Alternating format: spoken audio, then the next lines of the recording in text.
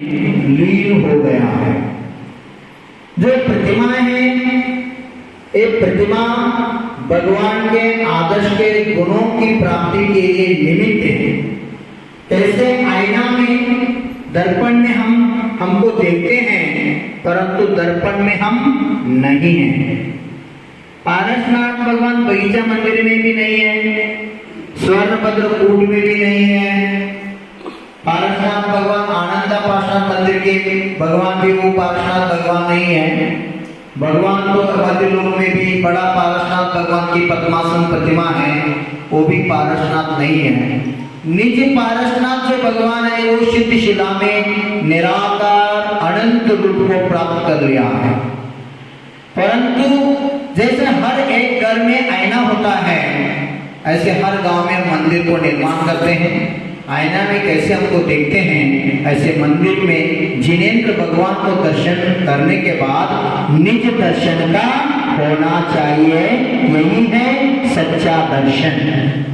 सच्चा दर्शन किसको कहा? जिनेंद्र भगवान का दर्शन करने से हमारे आत्मा का दर्शन होना चाहिए, आत्मा का परिचय होना चाहिए।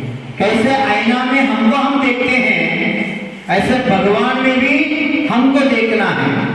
हे भगवान, आप जैसे द्रव्य कर्म, भाव कर्म और नौ कर्म से मुक्त हुए हैं, ऐसे हम भी त्रय कर्म से मुक्त होने के लिए सम्यक शिखर जी वंदना हेतु शिखर जी में आए हैं। सम्यक शिखर जी जैन धर्म का हृदय का स्थल है, आस्था का स्थान है। इधर कण कण पावन है, कण कण पवित्र है, कण कण पूजनी है, कण कण वंदनी है। अगर एक मिट्टी का एक कण भी आपके सिर को लग गया, अनंत भोग का पाप आपका खच जाएगा। ऐसे शक्ति इस सम्यक शिखर जी के मिट्टी में है। क्यों? इधर एक नहीं, अनंत भगवान अनादिकाल से मोक्ष गए हैं और भविष्य में भी अनंत अनंत भगवान जाने वाले हैं। आप उस समय में आप भी एक भगवान के रूप में इधर से सिद्धत्व को प्राप्त करेंगे। ऐसे हमको भाव करना है। जैन धर्म भाव प्रधान धर्म है, द्रव्य मात्र निमित्त है। अगर द्रव्य से मोक्ष मिलते तो श्रेणिक कहाँ जाना, स्वर्ग जाना पड़ता था, पर श्रेणिक नरक गया। मेंढक जैसा मेंढक देवगति को प्राप्त कर लिया। कारण क्या था? द्रव्य नहीं, और द्रव्य के पीछे जो भाव थे और भाव के प्रभाव से वो जीव सदगति को प्राप्त कर लिया। इसलिए जो वर्तमान में हो, जो भविष्य में हो, तो और भूतकाल में हो, जो भी तीर्थंकर हुए हैं वो भावना भाग के ही तीर्थंकर हुए हैं। दर्शन विशुद्ध आदि षोडश ज्ञान भावना जो भी केवली भगवान के पाद मूल में भावना करते हैं, भाव विशुद्धि से उस जीव को तीर्थंकर प्रकृति का बंध होते हैं। उस तीर्थंकर प्रकृति के बंध प्रभाव से वो जीव तीर्थंकर बन के सिद्धत्व को प्राप्त कर लेता है। इसीलिए तीन लोक में सर्वश्रेष्ठ पद जो तीर्थंकर पद है, उस पद को भी अगर प्राप्त करना है तो हमको 12 भावना के साथ षोडश कर्म भावना जरूरी है। इसीलिए बार बार बोलते हैं भावना करो, भावना करो। भावना में इतनी शक्ति है, भगवान बनने की शक्ति है। अशुभ भावना से कर्म का आश्रय होता है, शुभ भावना से पुण्य का आश्रय होता है, और शुद्ध भावना से कर्म का निर्जर होता है। हम शिखर जी में आए, शुभ भावना से आए, शुभ भावना से दर्शन करना चाहिए। एक दादी माँ है, अच्छी वयस्कर 85 उनका साल हो चुका है, परंतु आपसे भी आगे वो वंदना कर रहे थे, भगवान का दर्शन किया, शिखर जी का दर्शन किया। ये किसका प्रभाव है? उनका भाव प्रबल है। अगर मन में करने का इच्छा है तो शरीर भी साथ देते हैं, सब कुछ साथ देते हैं। शरीर साथ देने के बावजूद भी अगर भाव में नहीं है तो आपके भाग्य में मिलने वाले नहीं है। इसलिए जैन धर्म भाव को प्रधानता दिया गया है। सब जीव का कल्याण होना चाहिए, भावना। ऐसे अगर आपने भाव किया, आपने कौन सी पुण्य का बंध होगा मालूम है? तीर्थंकर प्रकृति का बंधु होगा। जो जीव विश्व का कल्याण सोचते हैं वही जीव तीर्थंकर प्रकृति का बंद कर लेते हैं। मेरे खेत पर वर्षा बरसना चाहिए, सब तरफ अकाल पड़ना चाहिए, ऐसे कहने वाले कभी सुखी नहीं होता। जो सुखी होता है सबका कल्याण होना चाहिए। यह जैन धर्म की विशेषता है। सबका एकेंद्र से लेकर पंचेंद्र तक सौती असौती सब जीव का कल्याण हो जाए। इस संसार के जो दुखी हैं और दुख से मुक्त होकर शाश्वत सुख को प्राप्त हो जाए, ये भावना हमारा आचार्य भगवंत ने भी भावे है।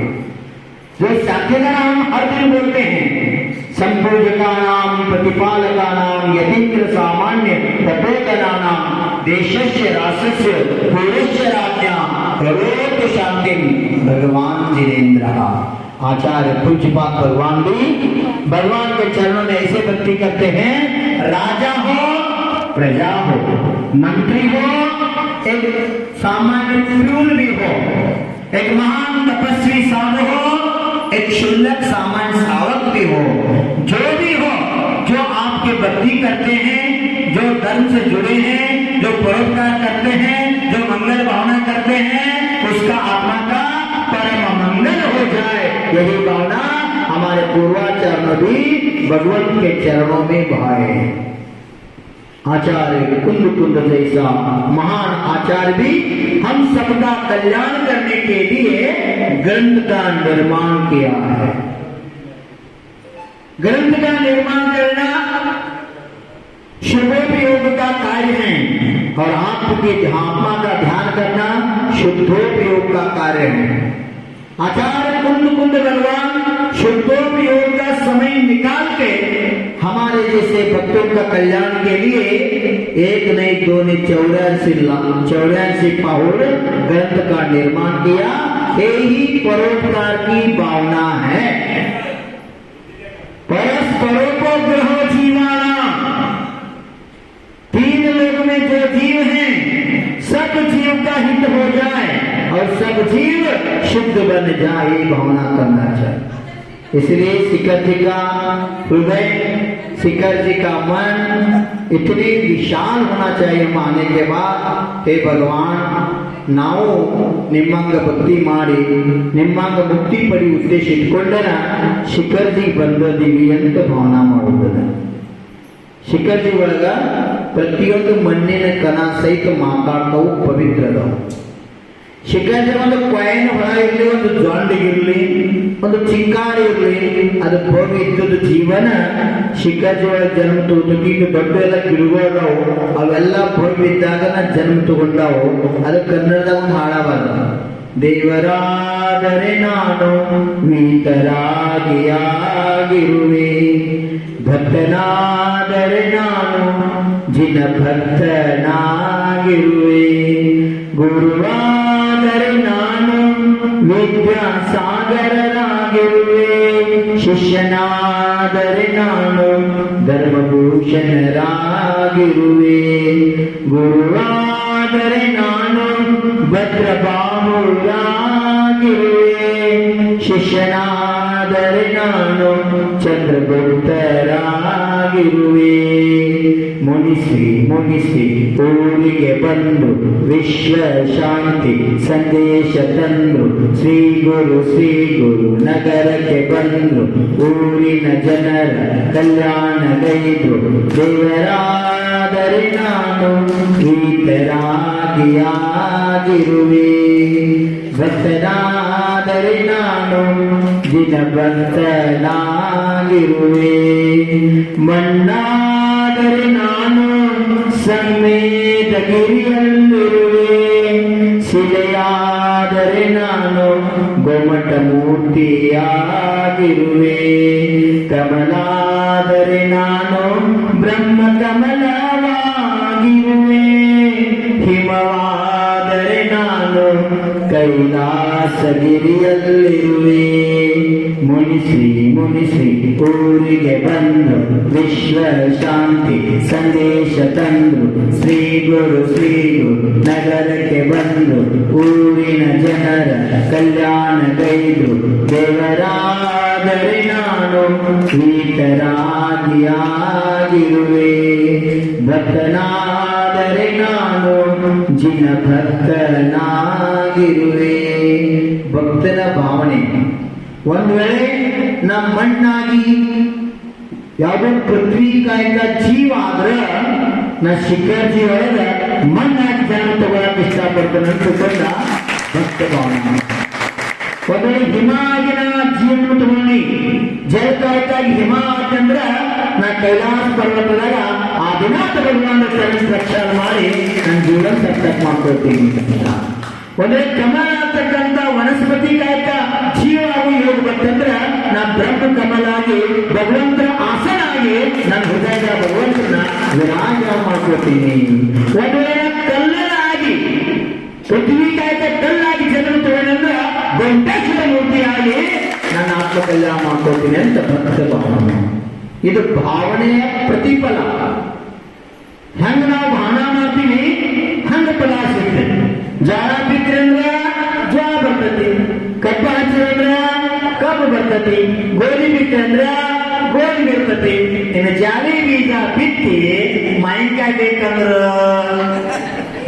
ಸಿಕ್ಕಿತ್ತ ನೀವಾಗಲೇ ಹೊಲ ಜಾಲಿ ಬೀಜ ಹಾಕುದ ಮತ್ ಮಾವಿನಕಾಯಿ ಬೇಕನ್ನೋದ ಸಿಕ್ಕದಿಲ್ಲ, ಸಾಧ್ಯ ಇಲ್ಲ. ಅದಕ್ಕೆ ನಾವು ಏನ್ ಆಗ್ಬೇಕಂತೀವೋ ಅವ್ರ ಭಕ್ತಿ ಮಾಡ್ರ ಇವತ್ತಿನ ನಾಳೆ ನಾವು ಅವರ ಆಗ್ತೀವೋ. ಭಗವಾನ್ ಆಗ್ಬೇಕು, ಭಗವಾನ್ ಭಕ್ತಿ ಮಾಡು. ಅದಕ್ಕೆ ನಾವು ಮಾತಾಡೋದು ದೇವಶಾಸ್ತ್ರ ಗುರುಗಳ ಭಕ್ತಿ ರತ್ನತ್ರಯಗಳಿಗೆ ಕಾರಣ. ಮತ್ ರತ್ನತ್ರಯನ ಮೋಕ್ಷ ಆಗತಿ. ಅನಾದಿ ಕಾಲದಿಂದ ಎಷ್ಟು ಮೋಕ್ಷಕ್ಕೆ ಹೋಗ್ಯಾವೋ ನೀವು ಹೊಂಟಾವೋ ಮುಂದೆ ಹೋಗ್ತಾವೋ ಅವೆಲ್ಲ ಒಂದ ಹಾದಿಗೆ ಮೋಕ್ಷಕ್ಕೆ ಹೋಗ್ಯಾವ. ಮೋಕ್ಷಕ್ಕೆ 4 ಹಾದಿಲ್ಲ, ಮೋಕ್ಷಕ್ಕೆ ಒಂದ ಹಾದಿ. ಸಮ್ಯಕ್ ದರ್ಶನ ಜ್ಞಾನ ಚಾರಿತ್ರಾಣಿ ಮೋಕ್ಷ ಮಾರ್ಗ. ಇದನ್ನ ಬಿಟ್ಟು ಯಾರೇ ಹಾದಿ ಯಾವಾಗೂ ಇಲ್ಲ. ಇದೊಂದ ಶರ್ಬತ್ ಮಾಡ್ಬೇಕಾದ್ರೆ ಒಂದ ರೂಲ್ಸ್. ಇನ್ನು ಹಾಲಿನ ಶರ್ಬತ್ ಮಾಡಿದ್ರೆ ಯಾರು ಅದರೇನು? ಹಾಲು ಯಾವ ಶರ್ಬತ್ ತಗೊಂಡಿರ್ಪದರಪ್ಪ. ಶರ್ಬತ್ ಮಾಡ್ಬೇಕಾದ್ರೆ ಮುಖ್ಯ ಐಟಮ್ ಏನ್ ಬೇಕು? ನೀರು ಬೇಕು. ಆಯ್ತು, ಸಕ್ಕರೆ, ರುಚಿಗೆ ತಕ್ಕಂತೆ ಯಾಲಕ್ಕಿ, ಸ್ವಲ್ಪ ರುಚಿ ತಕ್ಕಂತೆ ಲೋಣ, ಮುಂದಿನ ಸ್ವಲ್ಪ ನಿಂಬಿಕಾಯಿ ರಸ, ಇದೆಲ್ಲ ಕೂಡಿದಾಗ ಏನಾಯ್ತು ಶರ್ಬತ್ ತಯಾರ. ಹಂಗೆ ಶರ್ಬತ್ ಆಗಾಕ ಮುಟ್ಟಿ ರೂಪದಾಗ 3 ಪದಾರ್ಥ ಅಂತಾವು. ಎಲ್ಲಾ ಕೂಡಿದಾಗ ಶರ್ಬತ್ತು. ಏನು ಬರೀ ನೀರೇ ಶರ್ಬತ್ತು, ಏನು ಬರೀ ನಿಂಬಿಕಾಯಿ ಅಟ್ಟ ಶರ್ಬತ್ತು, ಏನು ಸಕ್ಕರೆ ಅಟ್ಟ ಶರ್ಬತ್ತು. 3 ಕೂಡಿದಾಗ ಹೆಂಗ್ ಶರ್ಬತ್ ಆಕತಿ ಹಂಗ ಸಮ್ಯಕ್ ದರ್ಶನ, ಸಮ್ಯಕ್ ಜ್ಞಾನ, ಸಮ್ಯಕ್ ಚಾರಿತ್ರ 3 ಕೂಡನ ಮೋಕ್ಷ ಮಾರ್ಗ ಆಕತಿ. ಒಂದರಿಂದ ಮೋಕ್ಷ ಮಾರ್ಗ ಇಲ್ಲ.